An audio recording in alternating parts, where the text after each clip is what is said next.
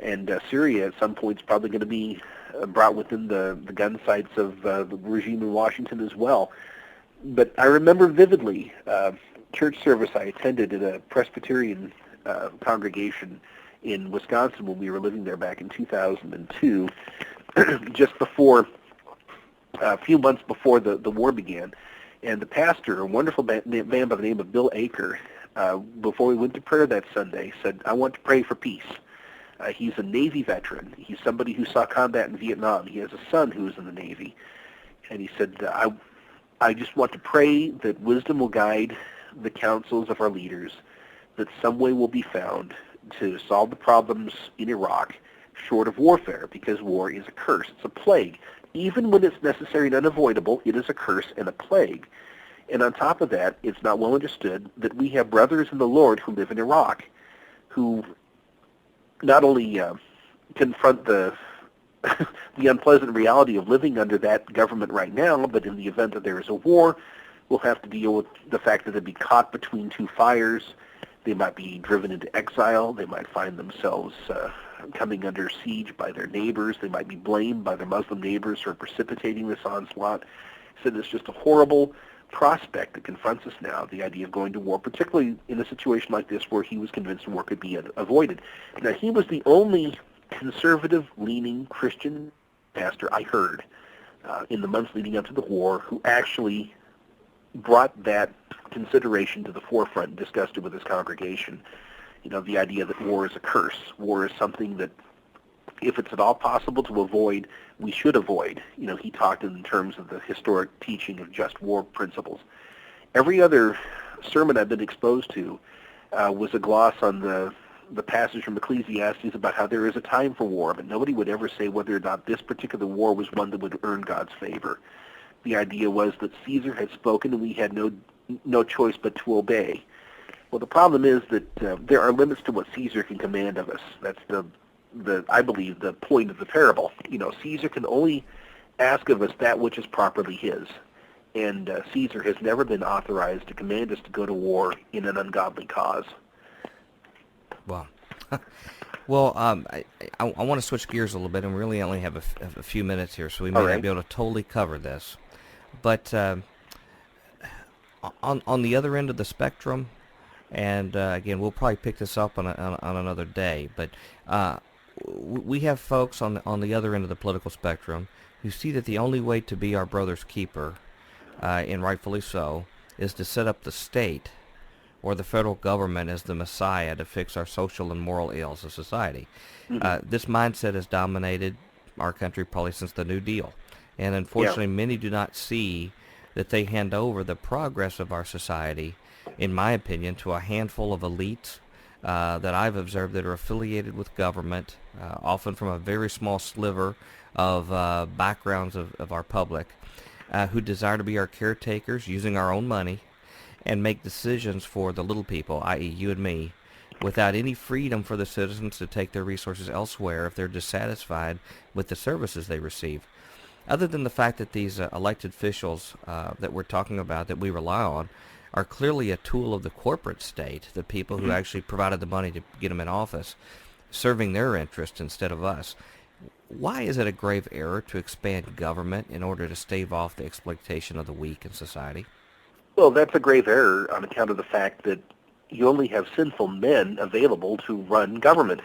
I mean, it's something James Madison pointed out, I believe, in Federalist Paper number 51, that you're talking about a government of men to rule men.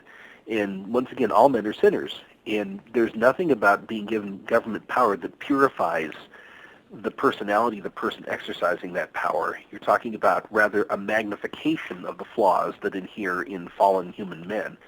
And so when you put government in a position of defining who will get what in terms of redistributing the wealth, the product of one's exertions from one person to another, you're talking about an arrangement that enhances the exploitation of the weak, because it's the powerful who always have the ears of the people who exercise government power. And by definition, if you're on the receiving end of government's malevolent intentions here to take what you have earned and give it to somebody else, you're being exploited, you're being oppressed. It doesn't matter whether you started out that way. I mean, you could be very wealthy and then find yourself on the receiving end of that treatment. There's no justice involved in that. That's a crime. That's a violation of one of the Ten Commandments, thou shalt not steal. Actually, a number of them, thou shalt not steal, thou shalt not covet. Almost always it involves some element of bearing false witness. But when government gets involved in that type of activity, by definition, it is committing exploitation, it's committing oppression, it's violating the laws of God.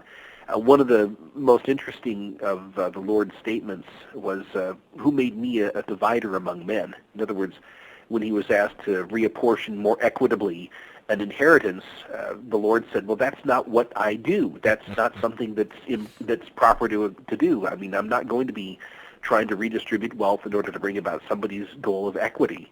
And the parables that he taught with respect to the talents and with respect to other undertakings of that sort all resonate with this idea of stewardship. I mean, he recognizes that not everybody is going to have the same allotment of material goods. What everybody does have the same allotment of, however, are God-given rights. And so while there's going to be inequities in human society until he whose right it is to rule is reigning among us, the poor will be with us always. The one thing that we have to do is to ensure that the government does not become an undisguised and unalloyed engine of tyranny and exploitation in the name of evening out all these inequities, and making straight the crooked timber of humanity. That's how you end up with projects of the sort that led to the death of 60 million people in the Soviet Union and 120 million people in communist China. They're trying to straighten out the crooked timber of humanity through the application of brute force, and rather than straightening it out, they simply destroyed people by the tens of millions. Well, I think we can see an example of how effective the civil state is in taking care of a people and being their watchkeeper in their treatment of the American Indian. Oh yeah. They took over that role entirely to be the watchkeeper of her, and I think anyone who reads a handful of history books can see that the civil state was a tool of the corporate business state, and how they administered their watch care in a welfare state to the Indian was completely dictated by the business state, and we would be arrogant to think that we would be treated any differently ourselves. I keep trying to tell people, if they say it can't happen here, it's because they've never studied the history of the American Indians. I mean, when you take a look, for instance, at Chief Joseph the Nez Perce, one of my personal heroes, I'm in Idaho. I grew up in southeastern Idaho. Salmon River is not far from where I grew up, and of course that had a lot to do with the peregrinations of the Nez Perce. His father was converted to Christianity by Presbyterian missionaries, and Chief Joseph was raised as a Christian. It never really took in Chief Joseph's case, because they got chased off of land that had been promised to them by sacred and sober treaties, and then eventually, when they refused to turn over the last tract of land in the Willamette Valley that they knew was theirs, the government, in the interests of politically connected businessmen who lusted after the gold and other resources in the Willamette Valley, went to the neighbors of the Nez Perce and had the neighbors of the Nez Perce sell the Nez Perce's land to the federal government. And when that happened, old Joseph, the father of Chief Joseph, took his Bible back to the Christian missionary who had baptized him and said, I don't want to have anything to do with this because obviously you people don't take it seriously. Now try to wrap your minds around what kind of a rebuke that is, not only to our nation but to the church. And that's perfectly typical of the way that the Indians were treated by the government throughout that rather sorry episode we call Manifest Destiny. You had on many, many occasions these people taken under the plenary authority of the federal government. As a matter of fact, it was I believe Karl Schurz, who was a 48er, a German communist, who ended up becoming a general during the war between the states, and whose wife set up the kindergarten program, the first kindergarten program in Wisconsin. It was Karl Schurz who set up the Indian reservation system as a project inspired by Karl Marx. And the conceit here was that the government, headed by these rapturously spiritual and insuperably decent people, would be able to administer all the affairs of this childlike race called the Indians and bring them progressively into the enlightened society that had been created here in the United States. Well, it didn't work out that way. If you go to any Indian reservation today, as James Watt pointed out decades ago, you'll see a perfect and very compelling illustration of the errors and and fallacies of socialism. And don't we see the beginnings of this kind of relationship between the American public and their government as what we have observed in history books between the red man and Oh, government? very much so.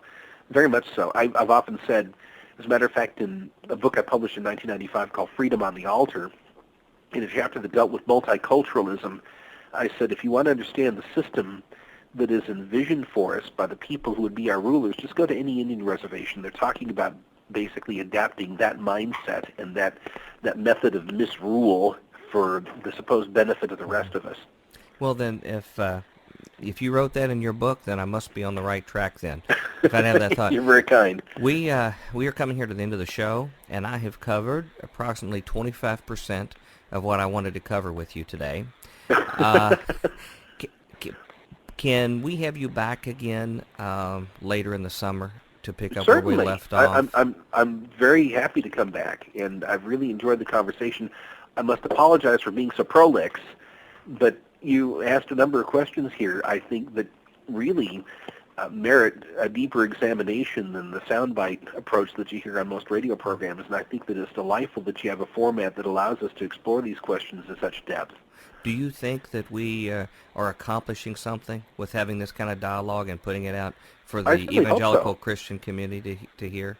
I certainly hope so. You know what? I think that the tide is turning in the evangelical community. I think people have had a surfeit of the superficial, and they're looking for something more substantive. And so I think that your program is probably going to have a really big impact on that.